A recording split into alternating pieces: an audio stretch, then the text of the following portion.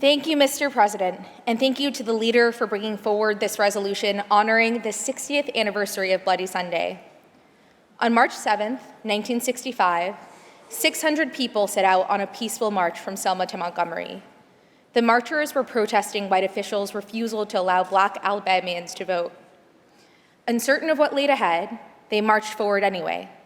They marched despite months of violence against civil rights protesters in Alabama and the murder of one of their own, Jimmy Lee Jackson, a 26-year-old activist who had been fatally shot in the stomach by a police officer during a peaceful protest just days before. Given the significance of this anniversary, I think it's important to remember this event in John Lewis's own words. As he recounted, "We started walking. I was wearing a backpack before it became fashionable to wear a backpack. In this backpack, I had 2 books. I thought we were going to be arrested, so I wanted something to read in jail. I wanted something to eat in that backpack, so I had an apple and an orange. Since I thought we were going to be arrested and go to jail with my friends and colleagues and neighbors, I wanted to be able to brush my teeth. I had toothpaste and a toothbrush. When we got to the highest point on the Edmund Pettus Bridge, down below we saw a sea of blue Alabama State Troopers. We came within hearing distance of the troopers, and a man spoke up and said, 'I'm Major John Cloud of the Alabama State Troopers. This is an unlawful march. It will not be allowed to continue. I give you 3 minutes to disperse and return to your homes or to your church.' And a young man walking beside me by the name of Jose Williams from Dr. King's organization said, 'Major, give us a moment to kneel and pray.' Before we could pass word back for the people to kneel and pray, the major said, 'Troopers, advance.' They came toward us, beating us with nightsticks, trampling us with horses, and releasing their tear gas. I was the first one to be hit.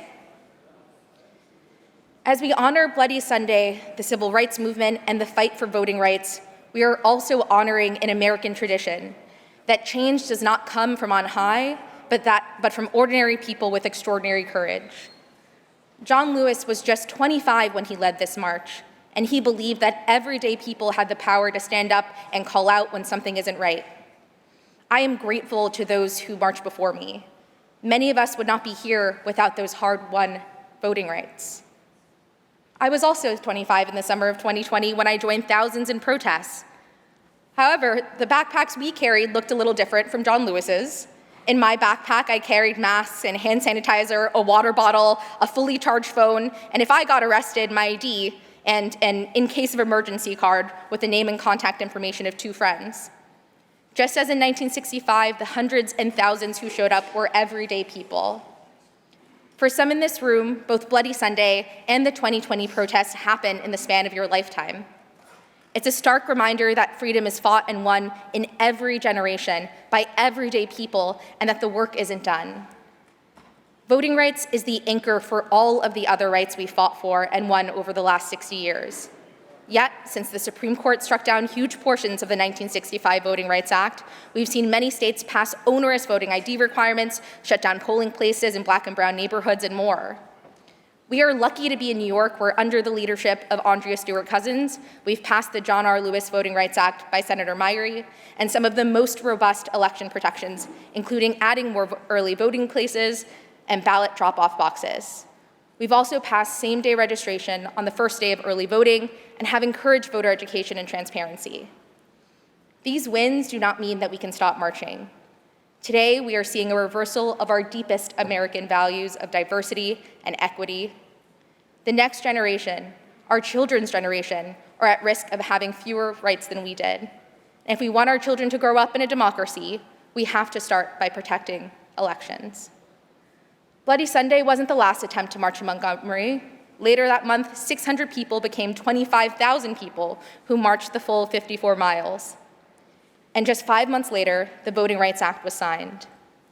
Right now, as legislators, we have a duty to find the courage to stand up and speak out for what's right, regardless of the consequences. As we take on the next set of challenges and existential threats to our democracy, we must, as John Lewis said, get in good trouble, necessary trouble, and help redeem the soul of America. Thank you, Mr. President. I encourage my colleagues to support this resolution. Thank you.